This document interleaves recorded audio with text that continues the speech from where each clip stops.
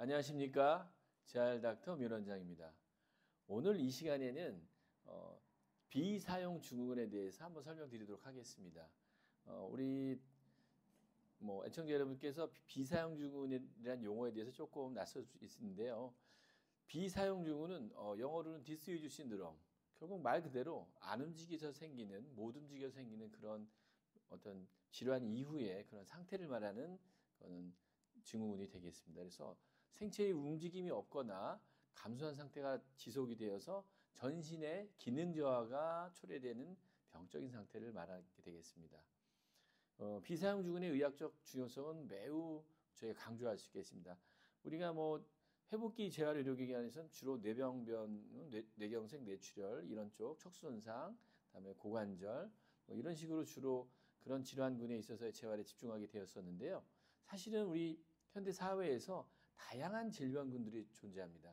예를 들면 폐렴을 앓았다든지 암에 의해서 투병하는 그런 경우, 그다음에 다양한 수술이 있지 않겠습니까? 고관절 이외에도 그런 다양한 환자분들이 결국은 그 투병하는 급성기 기간 동안에 어떤 기능이 저하돼서 막상 종합병원이나 대학병원에 퇴원하게 될 때 바로 집으로 갈 수가 없는 상황이 비일비재합니다.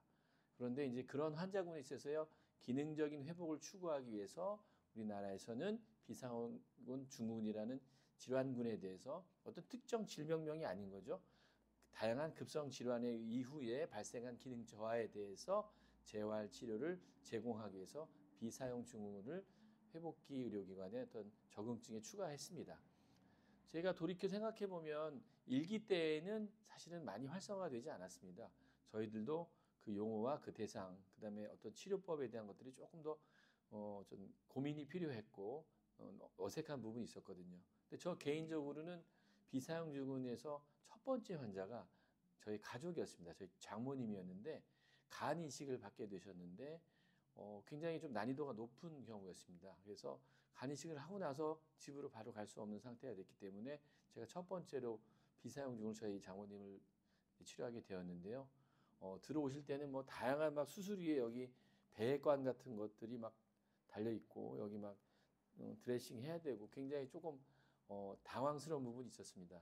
그렇지만 정성스럽게 또 매일매일 드레싱 해드리고 여러 가지 영양 관리 해드리고 또 재활 치료를 시행하면서 2달 만에 걸어서 집으로 보내드리고 집에 가서 한번 배웠을 때 그 감동 기억을 잊을 수가 없습니다.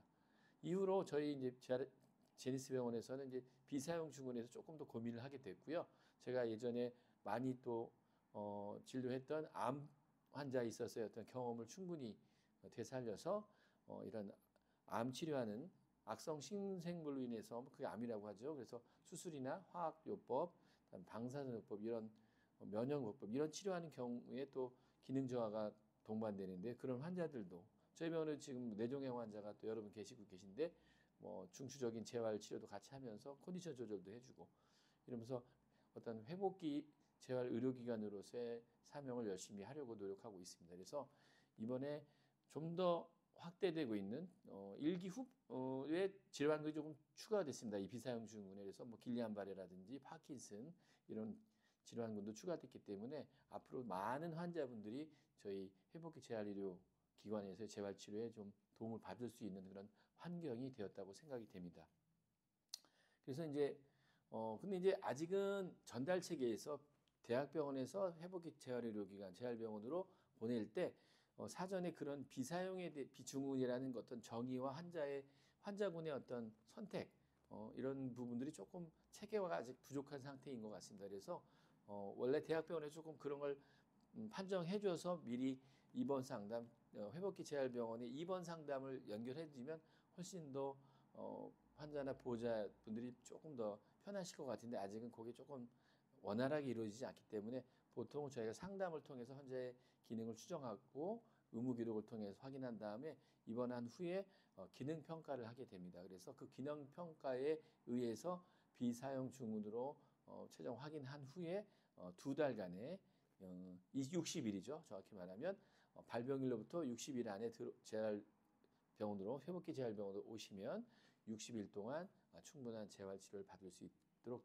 그렇게 준비하고 또 환자분들을 모시고 있습니다. 뭐 어떤 환자들 어떤 기능 평가가 됐는지 이런 것들이 좀 궁금하실 수 있겠는데요.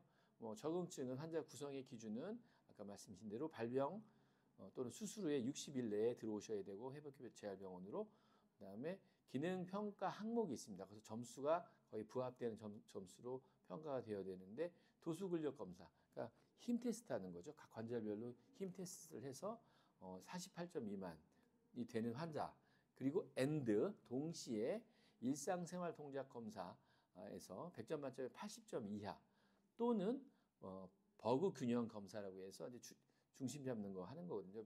밸런스 잡는 거에서 40점 이하. 그래서 도수 근력 검사 여기서 48점 미만이 되고 동시에 일상생활 동작 점수나 버그 균형 검사에서 기준 이하인 경우에 비사용 증후군의 환자 판정이 되겠습니다. 그래서 그 환자에 있어서 하루에 충분한 시간에 어떤 재활 치료를 제공할 수 있는 그런 상태가 되겠습니다.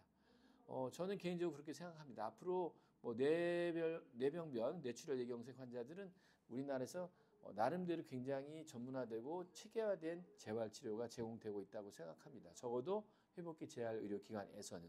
그렇지만 보다 다원화된 질병, 수술, 질병 상태에서 신음하고 있는 이런 분들이 그 급성기 치료, 수술이나 이런 뭐 막 여러 가지 항생제나 이런 걸 받고 나서 몸과 마음이 어쨌든 많이 처져 있을 때 그거를 집에 가서 독립적으로 생활할 수 있도록 것까지 만들어 드리는 게 필요하거든요. 그런 부분에 있어서 우리 저희 제니스병을 포함한 회복기 재활 의료기관이 충분히 역할을 할 수 있도록 이런 제도가 마련돼 있다는 부분을 다시 한번 강조드리면서 어쨌든 환자나 보호자 분들께서 조금 나 집으로 바로 갈 수는 없을 것 같아. 치료는 잘 되고 수술은 잘 됐고 우리 대학병원 종합병원에서 그렇지만 집으로 바로 모시고 갈 정도 상태 안 된다 하면 한번 뭐 인터넷 검색하시던지 아니면 대학병원의 협력센터에 문의하셔서 비사용 증후군으로 어떤 회복기 재활병원으로 전원하고 싶다 이렇게 문의를 해주시면 또는 인터넷에 찾아보시면 이렇게 연결이 되어서 그런 충분한 기능 회복의 기회를 가질 수 있는 소중한 시간을 가질 수 있도록 저희가 최선을 노력 다하겠다는 말씀을 드리겠습니다. 오늘은 비사용 증후군에 대해서 설명드렸습니다. 경청해 주셔서 감사합니다.